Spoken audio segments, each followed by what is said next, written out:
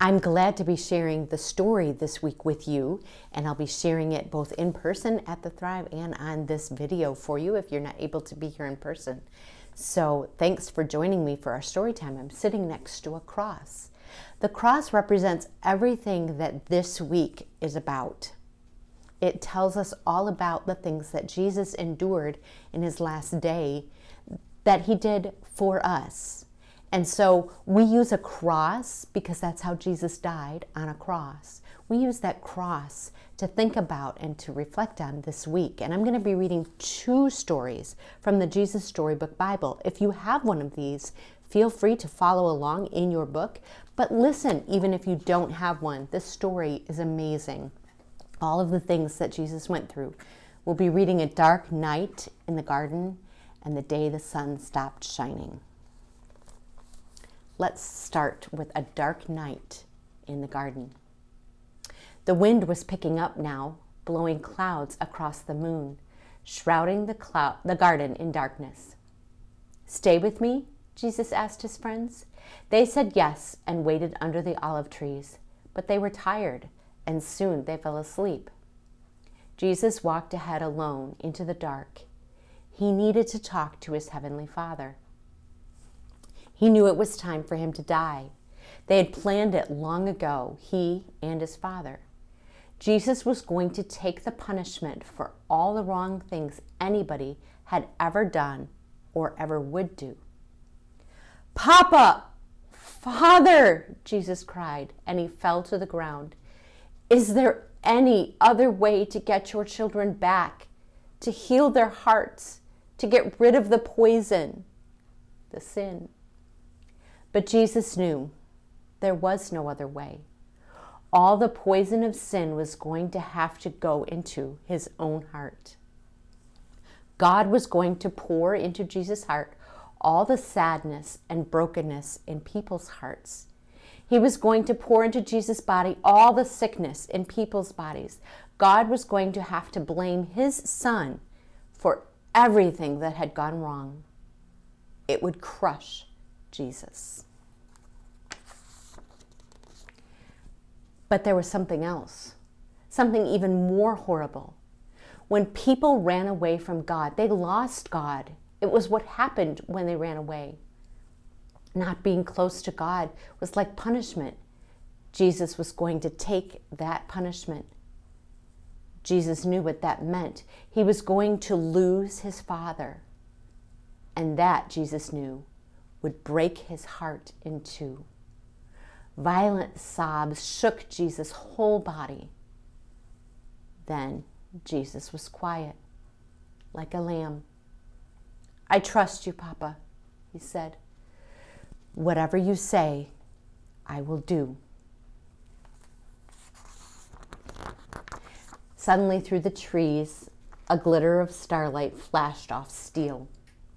Into the quiet garden came whispers, muffled voices, clanking metal, and the sound of boots marching. Jesus stood up.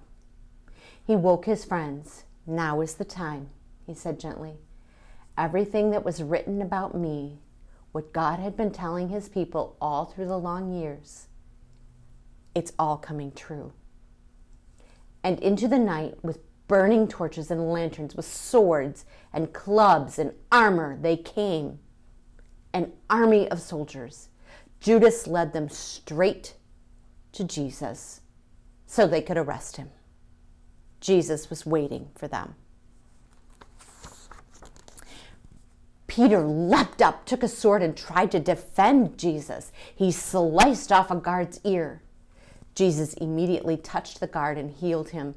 "Peter," he said, "this is not the way."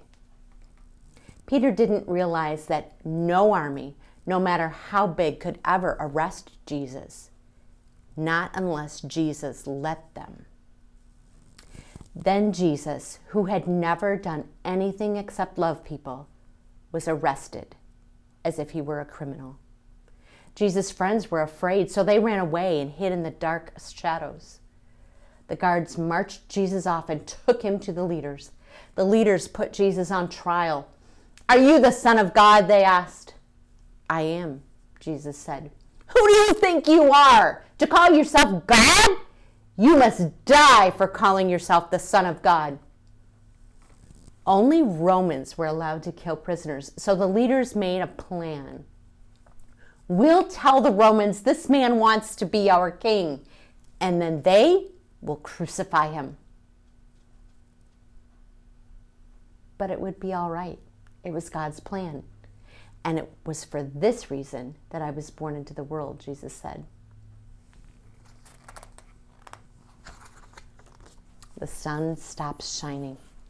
So you're a king, are you? The Roman soldiers jeered. Then you'll need a crown and a robe. They gave Jesus a crown made out of thorns and put a purple robe on him and pretended to bow down to him. Your Majesty, they said. Then they whipped him and spat on him. They didn't understand that this was the Prince of Life, the King of heaven and earth, who had come to rescue them. The soldiers made him a sign, our king, and nailed it to a wooden cross. They walked up a hill outside the city. Jesus carried the cross on his back. Jesus had never done anything wrong, but they were going to kill him the way criminals were killed.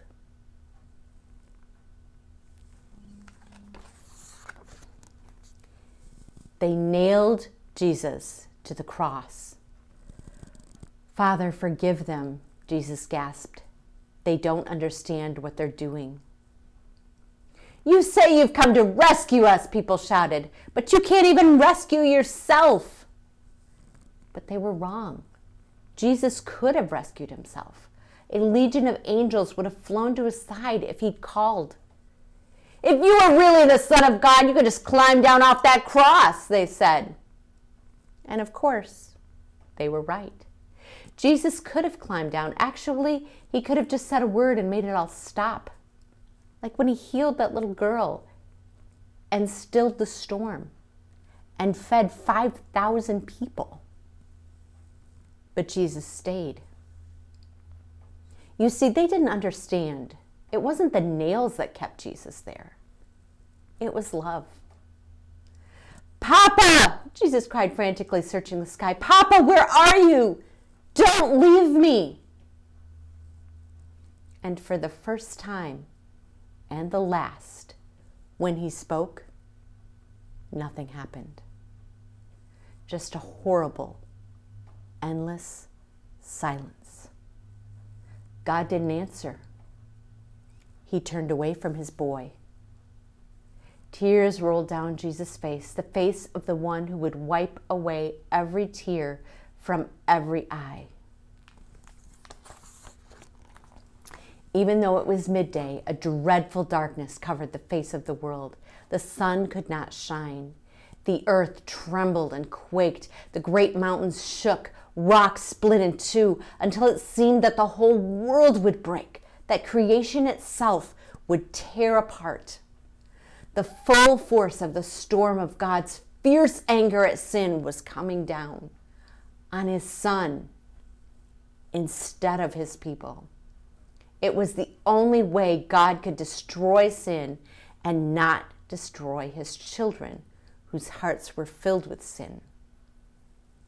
Then Jesus shouted out in a loud voice, "It is finished!" And it was. He had done it. Jesus had rescued the whole world. "Father," Jesus cried, "I give you my life." And with a great sigh, he let himself die. Strange clouds and shadows filled the sky, purple, orange, black, like a bruise. Jesus' friends gently carried Jesus. They laid Jesus in a new tomb carved out of rock. How could Jesus die? What had gone wrong? What did it mean? They didn't know anything anymore, except they did know their hearts were breaking. "That's the end of Jesus," the leaders said. But just to be sure, they sent strong soldiers to guard the tomb. they hauled a huge stone in front of the door to the tomb so that no one could get in or out. And that's the end of our story this week. But tune in next week